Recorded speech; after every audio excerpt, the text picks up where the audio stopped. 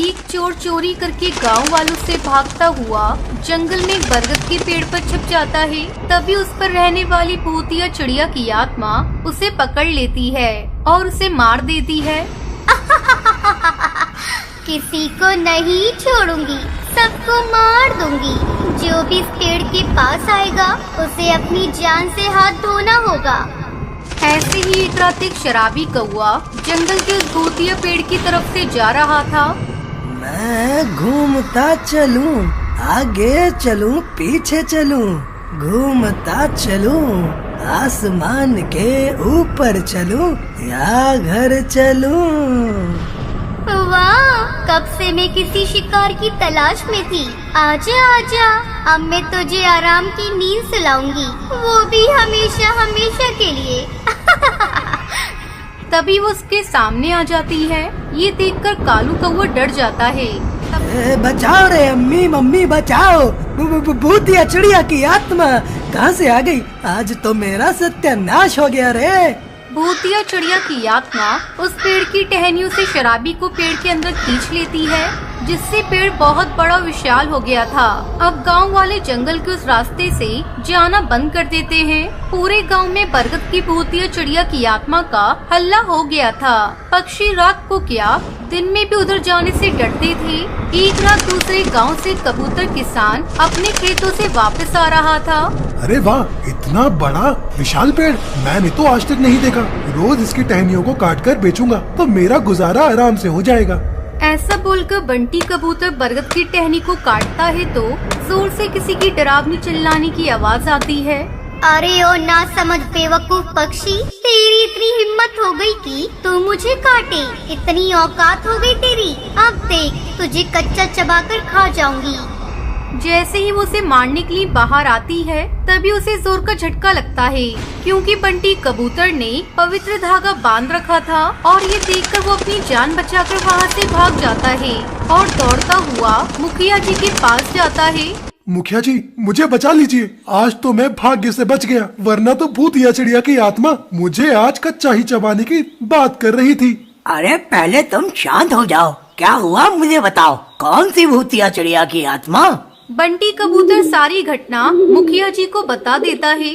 ओह, अब समझ आया। इसलिए उस बरगद के पेड़ से गुजरने वाली सभी पक्षी गायब हो रहे और वो पेड़ बहुत ही विशाल और मजबूत हो गया है। मुखिया गांव वालों के साथ मिलकर गांव के जिगर पापा के पास जाते हैं और उन्हें सारी बात बताते हैं। बाबा जी, अब आप ही कुछ कीजिए, कुछ तो रास्ता निकालिए, वरना इसी तरीके से पूरा गांव समाप्त हो जाएगा। मुखिया जी, आप परेशान मत होइए। भूतिया चिड़िया की आत्मा को मारने का मुझे रास्ता मिल गया है। आज पूर्णिमा की रात है। आज इस भूतिया चिड़िया की आत्मा की ताकत बहुत कम हो गई है। आज ही रात हम उस पर हमला करेंगे। फिर सभी पक्षी बाबा के साथ भूतिया बरगद के पेड़ के पास पहुंच जाते हैं। इस बरगद के पेड़ ने अपने खोल में सभी पक्षियों को मारकर उनकी हड्डियां जमा कर रखी हैं, जिससे ये पेड़ काफी शक्तिशाली हो गया है। सबसे पहले हमें इसके खोल से सारी हड्डियों को बाहर निकालना होगा। मैं पेड़ पर जल डाल देता हूँ, जिससे ये भूतिया चिड़िया की आत्मा ना तो बाहर जा सकेगी और ना ही हमारा कुछ बिगाड़ सकेगी। आप सभी पक्षी जल्दी जल्दी पेड़ की टहनियाँ काट दो। सभी गांव वाले बाबा के कहे अनुसार करते हैं। बाबा बरगद के पेड़ पर जादुई जल डाल देता है। पेड़ पर रहने वाली भूतिया चिड़िया की आत्मा जोर जोर से चिल्लाने लगती है। मैं कहती हूँ तुम ये सब क्या कर रहे हो? चले जाओ यहाँ से, वरना किसी को भी जिंदा नहीं छोड़ूंगी। पूरा गांव उसकी आवाज से कांप जाता है और तभी तूफान आ जाता है। अचानक से बिजली कड़कने लगती है और भूतिया टूनी चिड़िया की आत्मा उनके सामने आ जाती है। जल्दी से पेड़ की जड़ों में गंगा जल डाल के आग लगा दो, ताकि इस भूतिया चिड़िया की आत्मा का नामो निशान हमेशा हमेशा के लिए खत्म हो जाए। इन पक्षियों की लाश को भी उसी आग में जलाकर भस्म कर दो। सभी गांव वाले जड़ के साथ बरगद के पेड़ और मरे हुए पक्षी के शरीर को साथ में जला देते हैं। बचाओ, अरे कोई बचाओ, मुझे छोड़ दो, मुझे जाने दो, मैं यहाँ से वापस चली जाऊंगी, कभी इस गांव में वापस नहीं आऊंगी। अरे मर गई रे, बचाओ बचाओ कोई मुझे।